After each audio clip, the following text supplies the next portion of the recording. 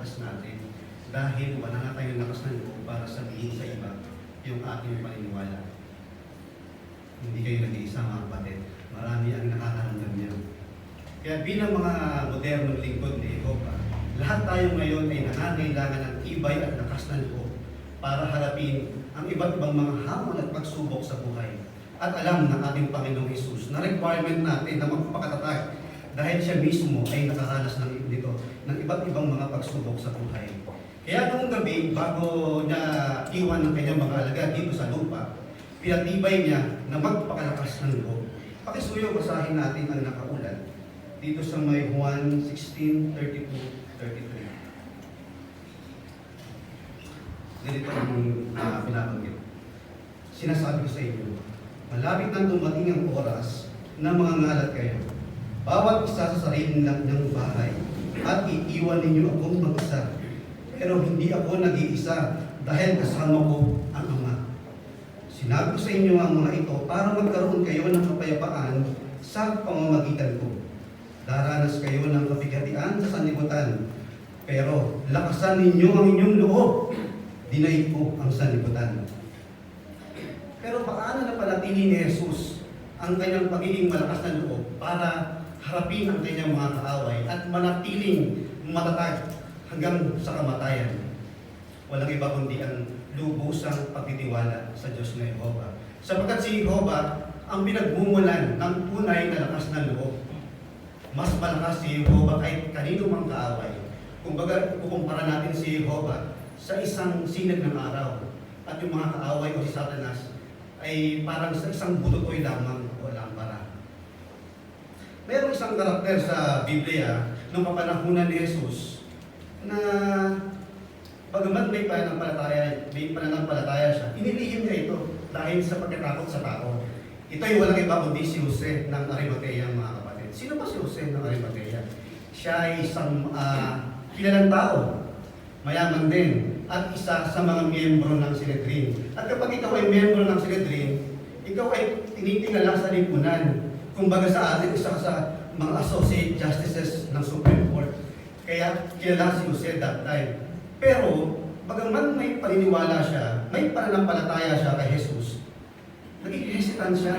Inilihim niya yung kanyang paniniwala dahil sa takot sa tao. Dahil kasi, yung mga Hudyo at yung mga kapwa niya Sanhedrin ay gustong ipapatay si Jesus. At kapag nalaman na ikaw ay alagad ni Jesus, ikaw ay hahamakin. Hindi kiwalag ka. Mawawala lahat ng iyong privilege sa government.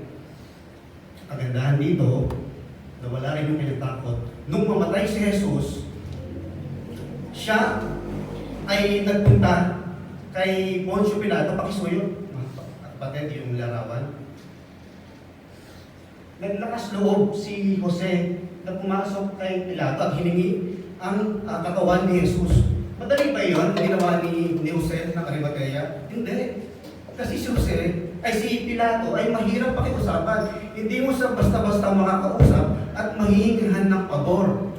Pero nagawa niya yun ng madali dahil naglakas loob siya, nanalangin sa Diyos na Jehovah, at ayun, ibinigay sa kanya yung labi ng ating Panginoong Jesus. Ano yung matutuhan natin dito, mga kapatid? Meron bang anumang bagay na mas mahalaga? Yung ating pamilya, ang ating kakayanan, yung katanyagan natin, karunungan, pamilya, ang mas mahigit na mas mahalaga kaysa ugnayan natin kay Jehovah? O pag nasa eskwelahan ka o sa trabaho, kilala ka ba bilang isang saksi ni Jehovah? O nahihiya ka bang magpabautismo o mangaral dahil ayaw mo ipaalam sa iba ang iyong paniniwala? Maraming ganyan, mga kapatid. Pero tingnan natin yung isang larawan, mga kapatid. Dito yung isang sister na nasa isang pampublikong transportasyon na nakita siya, nagmasid siya sa isang bus at nakita niya isang babae na parang malungkot. At hindi niya pinalampas yun. Binigay niya ng tracts at nagpatotoo. Ganyan din ba tayo? Palakas din ba ang loob natin at hindi natin hinahayaan yung mga ganitong klase na magpapatotoo?